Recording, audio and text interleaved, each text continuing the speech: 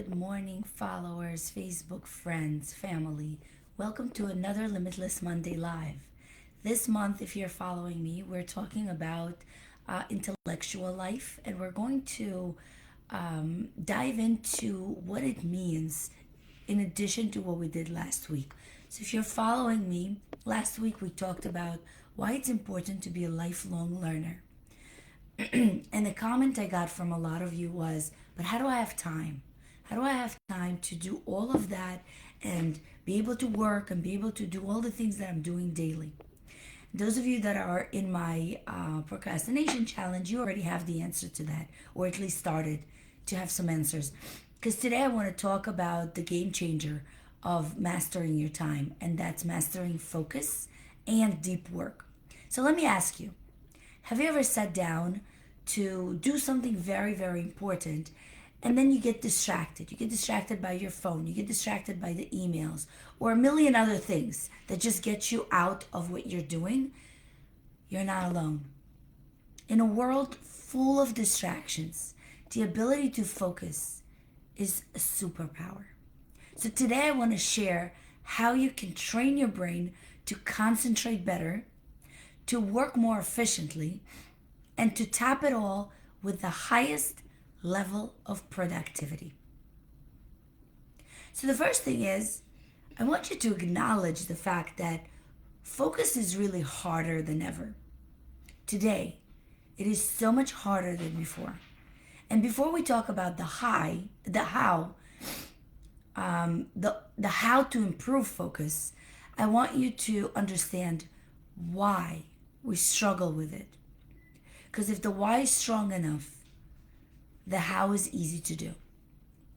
So in today's digital world, the digital age can be a problem because we live in an era where constant notifications, social media, information overload is everywhere. And research actually shows that the average person checks their phone, listen to this, over 86 times a day. Now that's a huge number of distractions. There's also a myth of multitasking. People think that if they're doing two things at once, they can be more productive. But studies show that switching between tasks reduces efficiency by up to 40%. And in addition to that, what it actually does, it increases your mental fatigue. Because our brain is not designed to focus on multitasking. I want to differentiate one more comment before we go on to how we do it. Shallow work versus deep work. There's a book that's called Shallow Work versus Deep Work. So in his book, Deep Work, Cal Newport, that's the author, explains that most people do shallow work quick. They do distracted tasks and don't add real value. But to do deep work is when you eliminate distractions and focus intensely on the high impact task. So, what is your biggest distraction when you try to focus? And I want you to comment below with what it is to you. Now, if you are in my procrastination challenge, you already know the answer. And if you're not, just listen for a second. What is the opposite of distraction? And most of you probably answered focus. The opposite of distraction is traction. A distraction is something that we do that moves us away from what we really want to do. The opposite of distraction is traction.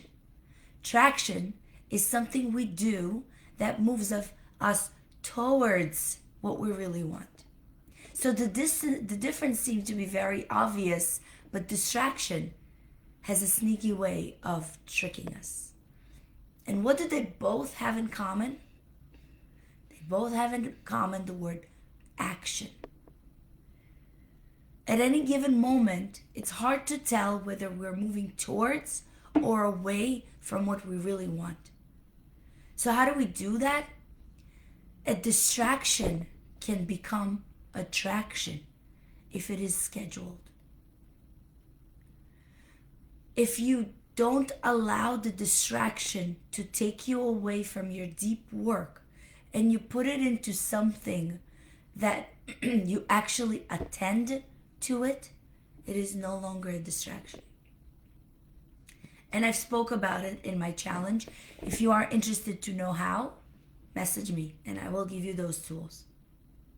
So checking your work email may feel that you're productive in the moment.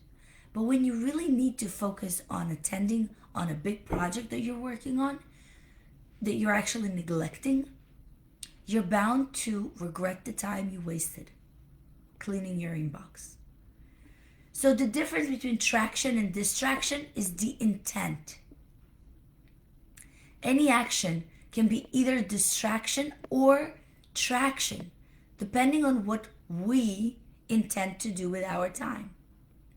So relying on our feelings at the moment is too risky. The only way to truly know what we want is to plan ahead. So how do we train our brain for that deep work that I'm talking about? Let's talk about those strategies to strengthen your focus and to enter a state of deep work.